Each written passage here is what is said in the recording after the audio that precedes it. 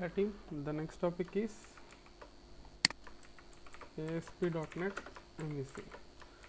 So as of now we covered about how to develop console applications by using C# and .NET. So now this time we are going to develop web applications. So here we should understand one thing. So for web development, so from the initial stage there is a technology called ASP.NET.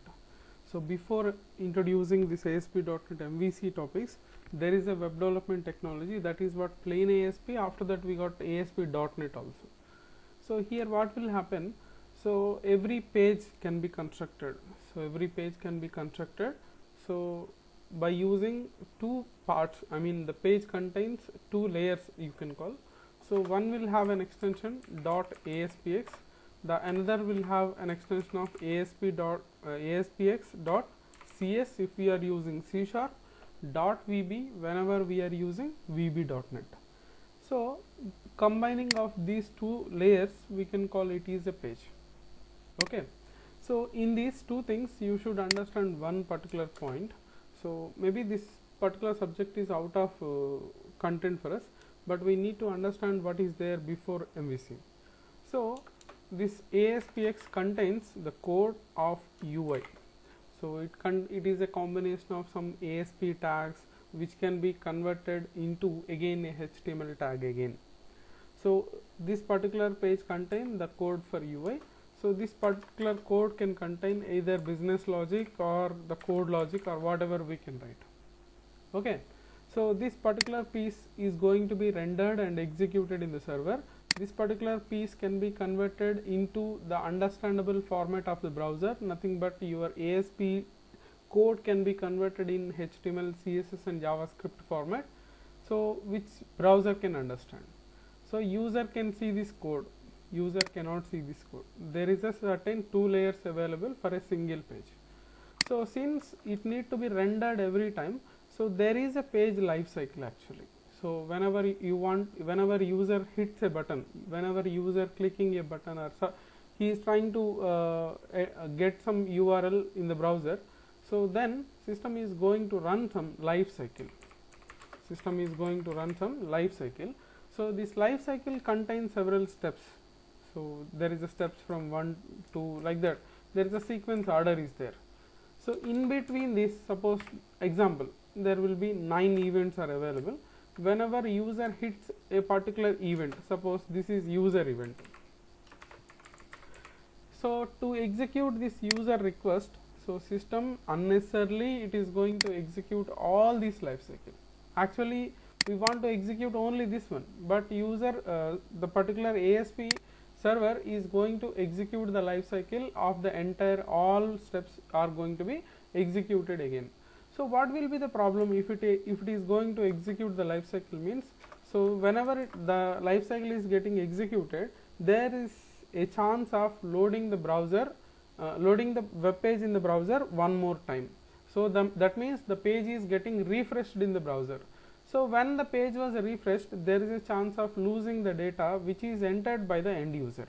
Suppose user is in the sign up page, so he is starting entering user ID, password, confirm password, age, like this. He's keep on entering the data. At some certain step, suppose he selected country, then we need to get the states from the database. So that is what this particular event, just imagine. So unnecessarily it will start executing the event 1, event 2, event 3 till it is going to execute all these events. I am not telling that it is skipping. So the main event is also getting executed, but all the events are getting executed in the sequence. So then it can cause losing of data. Unnecessarily server load is also getting high, so because it is executing the same code again and again. So that is the drawback in the native ASP which is there before MVC topics. So unfortunately this is not in our curriculum, that is the reason I am just giving an overview. Try to understand there is a problem with the life cycle of this ASP.NET, that is the reason we have to use this current topic called MVC. So what is mean by MVC, why we are using this particular topic in particular web development. So MVC stands for Model View Controller. M stands for model, V stands for view, so C stands for controller. Okay, So this is what MVC stands for. So what is MVC if you ask me? MVC doesn't contain any code logics. So MVC is called as, it's a design pattern. So we are going to use the same code what we used for ASP.NET here also, only you can feel a slight changes. Okay, so this regular MVC is a design pattern where your code is getting distributed into 3 modules. One is model, another one is view, another one is controller. So there is no syntactical changes compared with ASP.NET, only code logic is getting distributed according to the business logic of this MVC. So let me explain how this particular MVC will work for us. So what is exactly an MVC? So you can easily understand this, guys. This is not any new topic for us. You can easily understand. So suppose if there is a user, if there is an end user,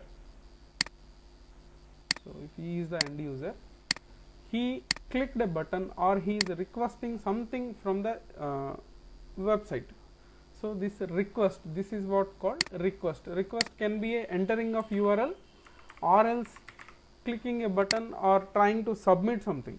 So somewhere it is a request. This request can be processed to a controller. C stands for controller. So here controller is the main element or main module you can call. So this module will decide which view to be executed. So this controller will decide which view to be executed. So this view is nothing but UI. View is nothing but UI, which contains the logic of again HTML, CSS, JavaScript, what we learned so far. Okay. So what I mean to say, this controller will decide which view to be executed. So then this user will see this particular page or view, whatever controller is getting displayed on the browser. So after seeing this, again he can submit some data. That data will get submitted to controller itself. Okay. So out of this M, V and C, we covered V and C. So this again I am telling you guys, controller will contain the regular C#.NET code only. View will contain the HTML, CSS, JavaScript logics. Okay. So in order to process this request, whatever the request that user is passing, so that request will be in HTTP protocol methods. HTTP methods you can call. So request processing can be done by these HTTP methods. Normally HTTP methods we have HTTP GET, HTTP POST, HTTP PUT and HTTP delete. So otherwise directly you can call GET, POST, PUT and delete also. Okay. So according to the type of request, these are the type of request, it can be processed with this HTTP protocols. So HTTP protocols we have GET, POST, PUT and delete. So GET will be used to getting some data. So POST will be used to submit data. So how about put and delete means? This we can discuss at the time of Web API topics. Web API will be there in our future content. So at that time we can see put and delete. Nothing but put will be used for update, delete will be used for deleting the element. So these are the type of the request whatever we have. This user will decide what request he is expecting. So according to his requirement, he can ask something to the controller. Controller will decide what data to be displayed. So from the view again, this user can submit the data. So according to that, one more view can be displayed. Okay. So now what about M? So M will comes here. M is an optional thing, but nowadays we have to use M mandatory. M stands for model. Model is nothing but a class. Class with properties can be called a model. So if you remember in our code first approach of entity framework, we had designed some classes, right? Those classes we can call them as models. So these models will be helpful for transferring data from controller to view and the reverse also. When user submits some data, that data again will be loaded in the model. So that data will be transferred to the controller. So what I conclude, model is nothing but a data transfer element. So model is a class where user can get data from the controller when he is requesting get method. When he is submitting some data using the post method, so that is nothing but from view you are sending data to the controller. Okay. So get is nothing but from controller data will get loaded in the model, from model you are going to display it in the view. So post is nothing but from view user is going to submit some data to the model, so the data will be transferred to the controller. So this is what overall working functionality of MVC. So I hope it is clear to everyone. So now, so this is what a design pattern. So here you are not going to learn any new code except 1-2 new syntaxes. So the same code whatever we learned so far, we are going to use the same C#.NET code, but additionally you will feel the difference when you are going to design this particular view. So normally in earlier versions of MVC guys, so we are going to design these views similar to this particular topic whatever I discussed with this ASP.NET. So here also there is a concept of pages. So this pages is going to be a combination of two things, one is UI element, another one is business logic, or what we can call code logic. These two are going to be combined as one unit, that is what called pages. So again if you use pages, again there is a life cycle.